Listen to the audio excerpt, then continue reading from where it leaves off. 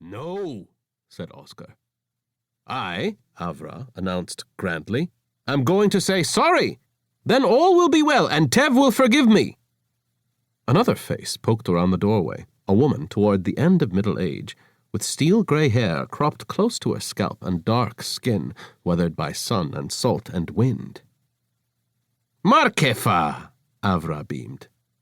The mild frown on Markefa's face melted into pole-axed astonishment. What a nice surprise! You were talking so much about retirement last time, I was all prepared to find you'd gone ashore for good. How's the leg? All healed up? How's the family? Ah, fuck, said Markefa. You know, I really think you're both overreacting just a little teensy bit, maybe, said Avra. Listen, though, I can't decide. Do you think Tev would like it if you delivered me to them hog-tied? Hello, incandescent one, Avra said adoringly, lying hog-tied at Teveri's feet on the deck of their ship.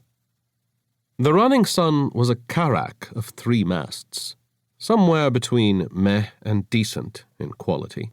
On the upside, she had been designed by the Shipbuilders Guild of Arasti to its famously exacting standards, including quality control inspection, certification, and her inaugural hull painting, though that had long since worn off. On the downside, due to the circumstances around how Teveri az-Haffar had become captain, all the other pirates sneered and said mean things about how the ship was cursed, or haunted, or what have you. This made the crew a bit collectively defensive, in Avra's opinion, and it was one of the many things Teveri was mad about. Once Avra had barely mentioned the rumors and stories of how Teveri had acquired the ship. Teveri had immediately dragged him by his hair out of both bed and the afterglow and had thrown him bodily out of the cabin, followed by his trousers and boots. He could not prove that they'd aimed for his head, but the suspicion was certainly there.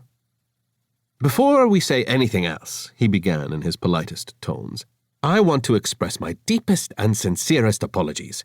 I see now that I have behaved in an ungentlemanly manner. I have been an outright blackguard, a cur, a cad, not to mention disrespectful, impolite, and indeed both churlish and childish. Moreover, I have been that greatest of reprobates, a flipperty-gibbet. Not a moment has passed that I have not regretted every aspect of our last parting. I have torn my hair over it. I have lost sleep over it. I ache with remorse. On my honor, such as it is, I shall be a good and sweet little Avra henceforth, particularly if you could maybe see your way to not putting me in a rowboat in the middle of the ocean and sailing off without even a wave of a handkerchief in farewell. Again. I must say it's good to see you, though. You look ravishing in those boots. Are they new?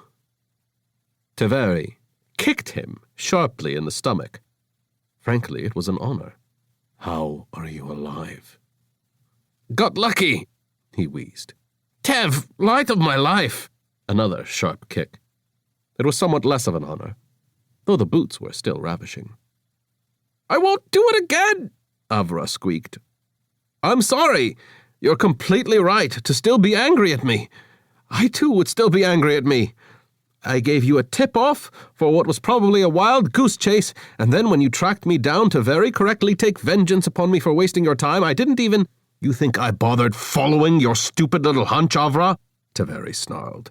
Stupid, incoherent, written on the back of a napkin.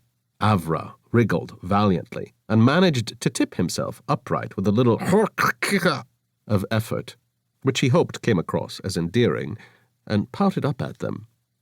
You didn't go on my wild goose chase? I really don't know what else you have to be mad at me about then. Maybe you should apologize too. If I didn't do anything, then your response was maybe a little disproportionate. Teveri's black right eye flashed with fury, even brighter than the gold orb that replaced the left. Your motherfucking song! The song!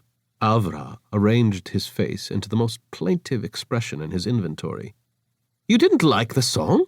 I thought it was a good song, complimentary even. Some of his best work, really. He'd rhymed strap-on with denouement and had thought himself very clever. He'd added 17 more verses to it in the time that it had taken to get a lucky rest.